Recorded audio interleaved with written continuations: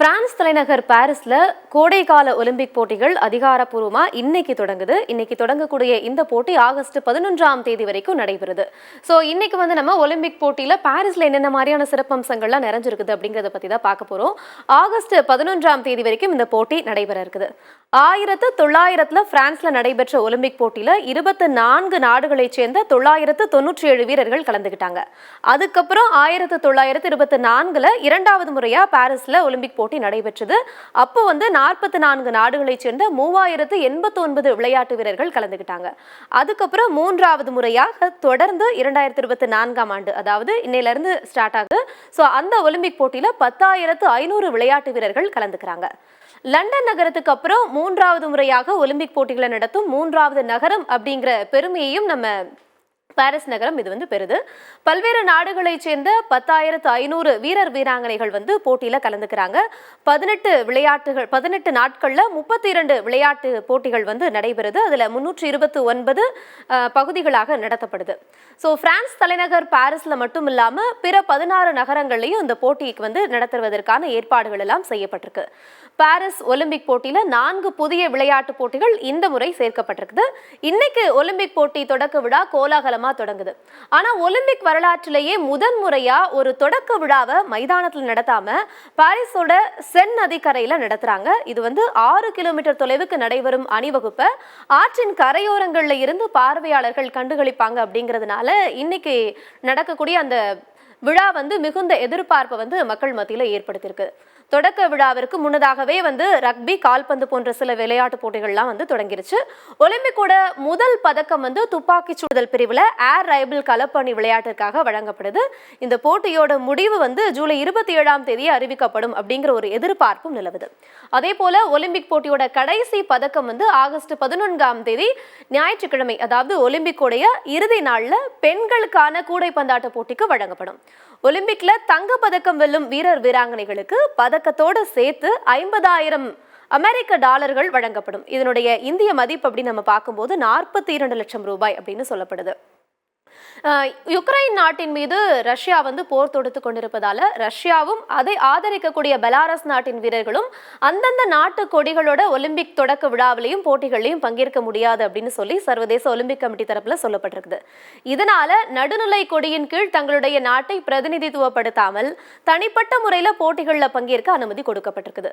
அதே போல யுக்ரைனை சேர்ந்த 140 வீராங்கனைகள் கொண்ட குழுவும் இந்த ஒலிம்பிக் போட்டியில பங்கேற்றிருக்கிறாங்க. ஆனா இது வழக்கத்தை விட குறைவான வீரர்கள் தான் இதுல பங்கேற்றிருக்கிறாங்க அப்படின்னு சொல்லப்படுது.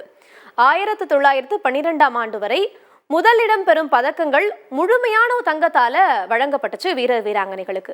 இப்போ 6 கிராம் தங்க முலாம் பூசப்பட்ட இரும்பால் பதக்கங்கள் உருவாக்கப்பட்டிருக்குது.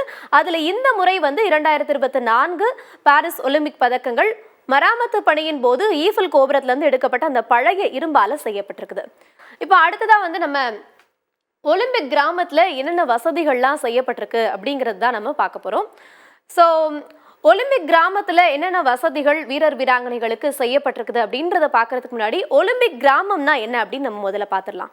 14,250 விளையாட்டு வீரர்கள், அவர்களுடைய பயிற்சியாளர்கள், விளையாட்டு அதிகாரிகள்னு இவங்க எல்லாருக்குமே ஒலிம்பிக் முடிகிற வரைக்கும் ஒலிம்பிக் கிராமத்துல தங்குவதற்காக உருவாக்கப்பட்ட ஒரு வளாகம் தான் ஒலிம்பிக் கிராமம்.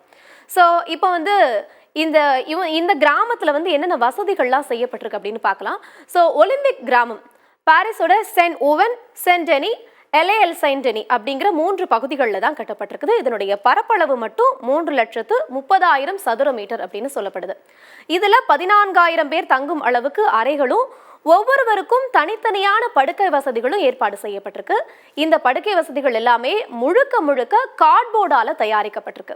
இங்க நம்ம எல்லாருக்குமே ஒரு கேள்வி எழும். என்ன அப்படின்னா, கார்ட்போர்ட்ல படுக்கை வசதினா வீரர் வீராங்கனைகள் படுக்கும்போது ஒருவேளை உடைஞ்சு கீழே விழுந்துட்டாங்கன்னா என்ன ஆகுறது அப்படிங்கிற ஒரு கேள்வி வரும்.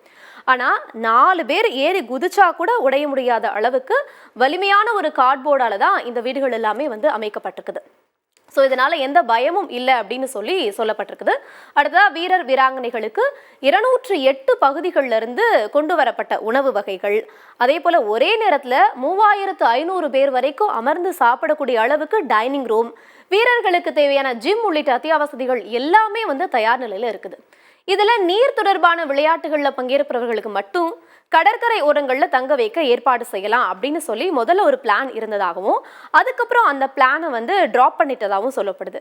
அதுக்கப்புறம் என்ன பண்ணியிருக்காங்கன்னா, நீர் தொடர்பான விளையாட்டு வீரர்கள் மட்டும் ஒட்டுமொத்தமாக 280 பேர் இருக்காங்க.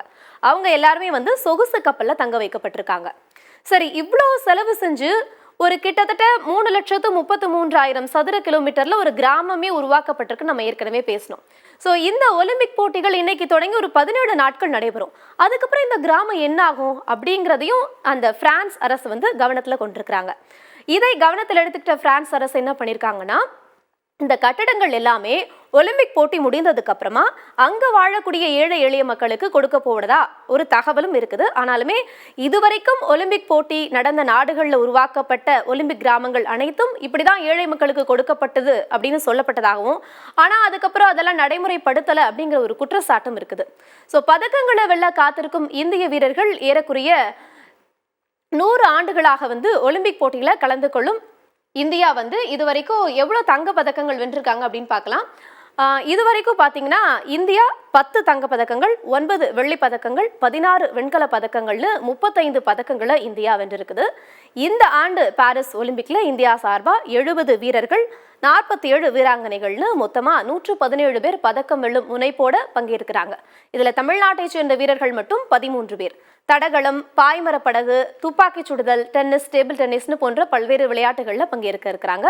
இந்த முறை ஈட்டி எறிதல், மல்யுத்தம், பேட்மிண்டன், துப்பாக்கி சுடுதல், ஹாக்கி மற்றும் குத்துச்சண்டை இந்த விளையாட்டுகள்லாம் இந்தியாவுக்கு பதக்கங்கள் கிடைக்கும்னு எதிர்பார்க்கப்படுது.